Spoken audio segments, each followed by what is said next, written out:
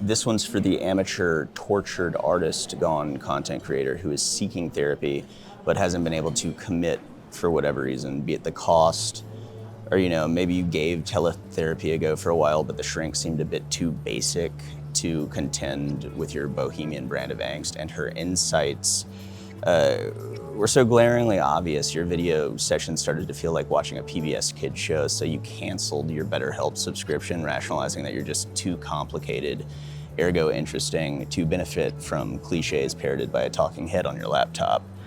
And yeah, you tell yourself you'll just make sure to keep your ear to the ground for the next available sliding scale professional who happens to be avant-garde enough to get you.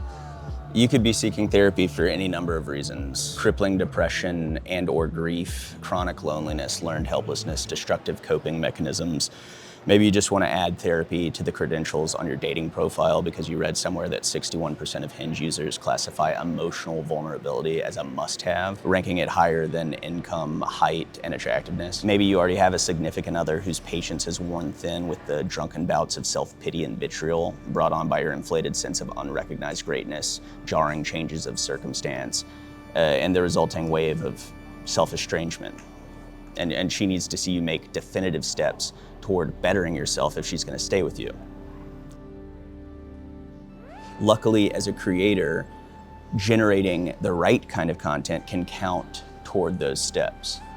You heard that right. Whether you're on a budget or impervious to psychoanalysis, the act of creating the right kind of content can serve as a substitute for therapy. All you have to do, listen carefully, all you have to do is make sure the content you're creating is art. And if you're unclear on the distinction, there's this blogger, Thomas J. Bevan, who put it best, I think. He says, content is a transaction presented as utilitarian exchange, while art is a revelation of spirit presented as a gift. If you're making something tailored to the algorithm that you wouldn't make otherwise, that would be content. And if you're making something to wash the dust of daily life off your soul, that would be art. But it can also be content if you're fine with bearing your soul online. Hey man, I'm at work right now. Can I talk to you later? Sorry, I gotta go. Bye. Derek is the only person who signs up for my live webinars, and he can't even commit enough time getting through the intro. So if you're watching this, I would ask you to commit to finishing the thing. Watch the whole thing. I should reiterate that the advice I'm peddling here is for amateurs, because if you're already making a living off of your content, changing tack is probably going to be bad for business. Even if you've grown to hate the online persona you've created and you're realizing that unironically playing a tough and or supportive boyfriend in POV TikToks is unsustainable now that you're approaching 30. With all the sponsorships you got, hopefully you can afford more conventional therapy. And honestly, conventional therapy will most likely work for you because you're probably not the toughest nut to crack. And that's not a dig. I wish I was surface level enough to find POV content creation more engaging, and I do still dabble with it. It just feels too simple for me. And then the turn. Yeah, like clockwork. Anyway, yeah, this video is for the enigmatic, hard to categorize creator who believes in the healing power of art and who's devoted to creative exploration online, even if it means a life of low post engagement and if the art happens to suck and or clashes with moral trends, public shame. Whether you like it or not, Andy Warhol's legacy paired with the internet's blitz on gatekeeping brings us to the present, where creators are expected to sell themselves, thereby running the risk of metamorphosing from artist to salesman, because unfortunately, your work just doesn't speak for itself anymore.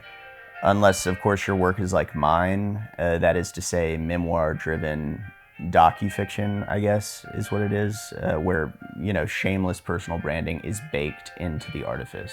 And even then, audiences don't exactly flock to this stuff. Making these video essays is a slow grind, riddled with opportunity costs, uncertainty, but it's also a boon for my mental health if I make it a routine practice and focus more on the process than the outcome. If you can be yourself in front of a camera, The process of vlogging is comparable to psychoanalytic procedure in the early days before transference became such a central concept. In his book, Solitude, A Return to Self, psychoanalyst Anthony Storr said that laying on an analyst's couch was intended not only to promote relaxation, but to preclude eye contact, which prevents the patient from being too preoccupied with the analyst's reactions, thus making it easier for the patient to focus on his own inner world. And that setup parallels the conditions needed to develop secure attachment, whereby a child is able to be itself in the presence of the mother without anxiety about her possible departure and without anxiety as to what may or may not be expected by her. Storr goes on to say that providing a secure milieu in which the patient can explore and express his most intimate thoughts and feelings is at least as important as any interpretations the analyst may offer. So yeah, if you're still watching this, you're kind of like my analyst and or mother, I guess. You know, I'm alone in the presence of you. I'm unable to see your reactions or experience your departure if you decide to skip the video. And in that way, I feel free to talk however I choose. And if I have the backbone for it, I can read your interpretations in the comments.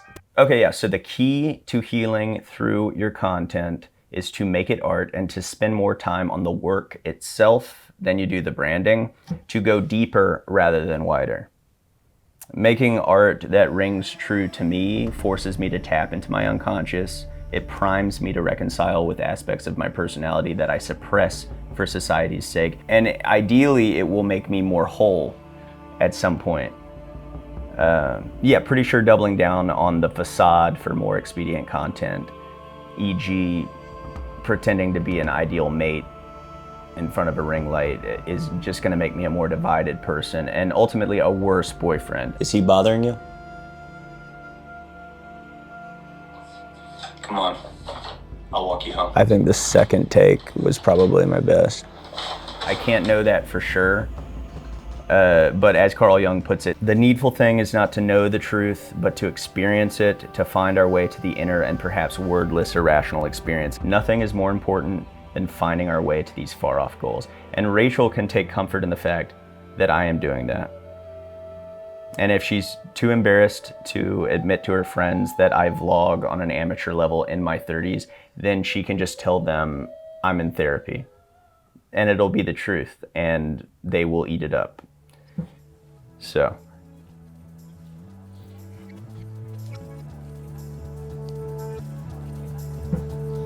I wanted to apologize for earlier when you just totally disregarded my latest post, and I got upset that you know, failed to support me by liking and sharing it.